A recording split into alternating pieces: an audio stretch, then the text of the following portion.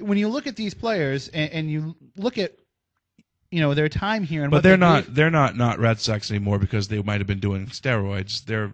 But you have to ask yourself the way that the Red Sox are handling this internally. Obviously, internally they know there's some accountability to the GM and to the staff, the front office staff. Mm-hmm. Are they getting what they can out of these guys and then shipping them out on the first chance that they get to, so that when these reflections come back, they can the Red Sox and say, hey, we washed our hands of that guy. We got rid of that guy, but yet we still used him to win a world championship while he was under contract, especially while he was under that contract that came from the regime before the current one. It's interesting. I mean, it's food for thought. I mean, you wonder if the steroid thing might get worse before it gets better. And as it gets tighter, maybe they're trying to clean house a little bit. Right. Although that being said, I don't know why Mavid Cortez is, still there. Whoever he is. I mean, I don't know who he is. In the Bruins locker room, he'd be Gortzy. Well, I think on that note, we're going to take a brief break. We may have some buffer music by someone free in the middle there. And when we come back, we're going to be joined by Laurie Loss and then by Ed Collins, also writers here at the Standard Times. We'd like to thank Mick for joining us. He'll be back in and out as we keep doing these throughout the season, and that's that. So we're going to take a quick break. We're going to do some technical fixes. There could be snacks.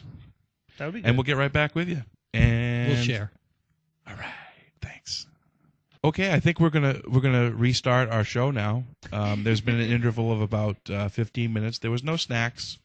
We just talked about technical issues that we'd had in the first part. To the podcast audience, it was all of 3 seconds. Right. Didn't happen to you. You didn't know there was anything that happened, and we think there was music in the middle.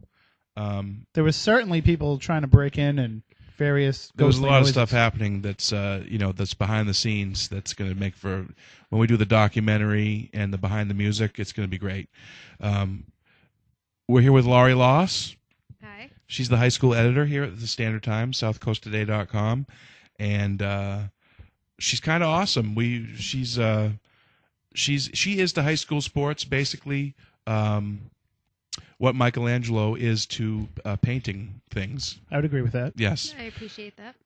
So one thing I wanted to discuss with our high school expert is what does the high school expert do when it's the summertime and there are no high school sports?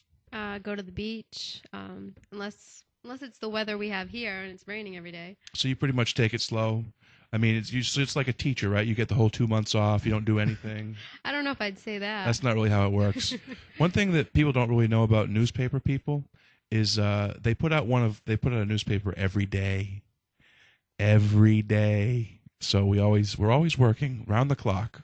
We always want your calls too. If you want to call us 2-3 in the morning, call us at home. That's fine. We don't mind. Don't call at 10:30 though. 10:30 at night? No. Yes, don't call at 10:30 at night. That's deadline. I'm going to touch on the New Bedford Bay Sox a bit. For our vast national audience, I would like to point out that the New Bedford Bay Sox are a local team of college all-stars that we have for the first time this year. They're a spunky group of lads. I think we'd all agree. Absolutely. They lost their first 7 games in their new home, which was, I think we'd all agree, on the embarrassing side. Not the way you want to start off. Not the way you want to start. Not the way you want to start. But they're back. They're back. We're all pretty enthusiastic about them, though. All joking aside, it's kind of fun to have. New Bedford really has never had a team like this for the summer, and it's not.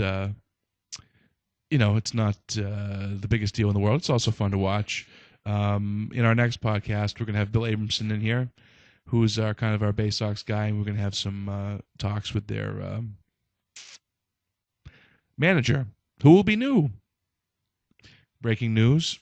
The first manager of the Bay Sox, unfortunately, is going to have to leave the team for personal reasons, and they're going to be replacing him soon. So we'll have a new manager to talk about.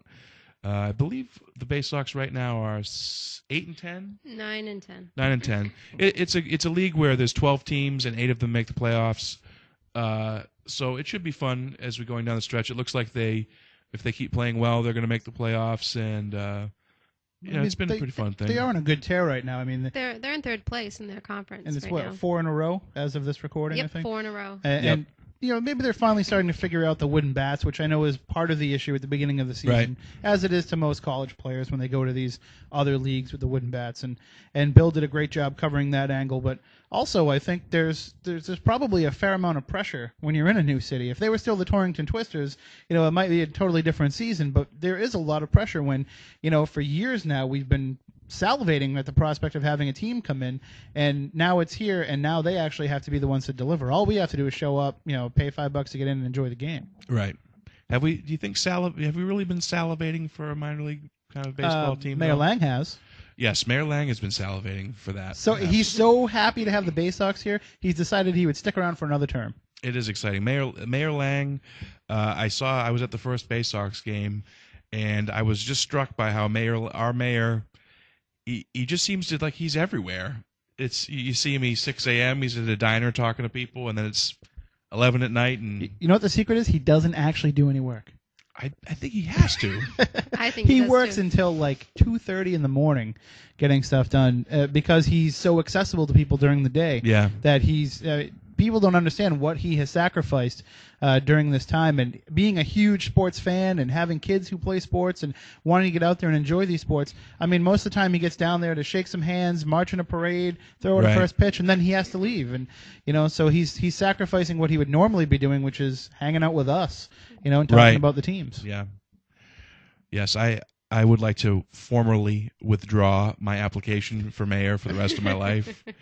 So I'm not going to be mayor of New Bedford. Is that okay? Is that all right? I have to take back my vote, I guess. I'm a little disappointed because I figured you could fix the parking tickets for when I don't pay the meters on Elm Street, but I don't think they can do that. The mayors Can't do that. No, that's a myth. Buddy Cianci could.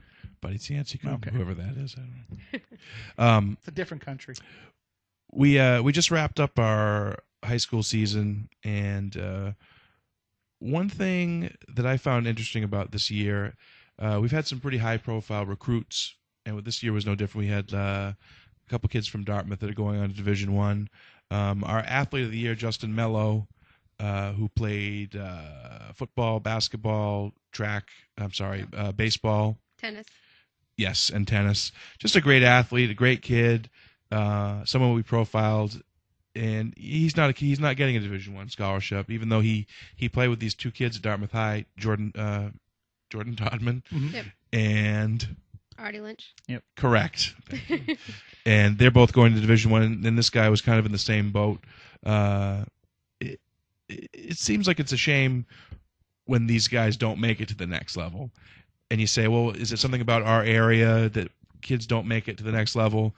I did a little bit of research to look at where these guys that make it to Division I, and I look at their numbers. Okay, we got a kid who's pitching for the Wareham Gatemen.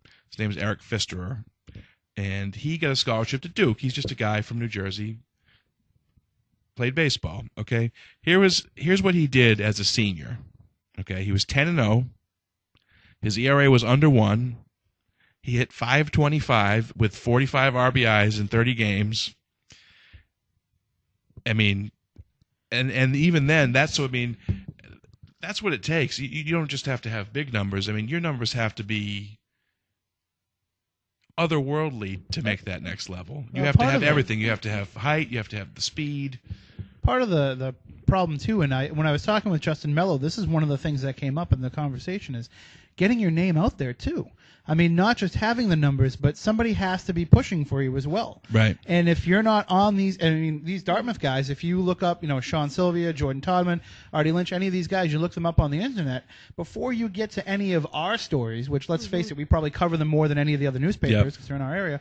But before you get to those stories, you get all the scout.com profiles. You get all the different high school recruiting website profiles, because they're actually getting on these sites and getting their names out there. It's amazing to me that people are actually doing this, that you're spending A, the time, B, the money to sign up for these services to get your name out there, and that there's people like us who are the ones who have to go out there and find all these diamonds in the rough all the time.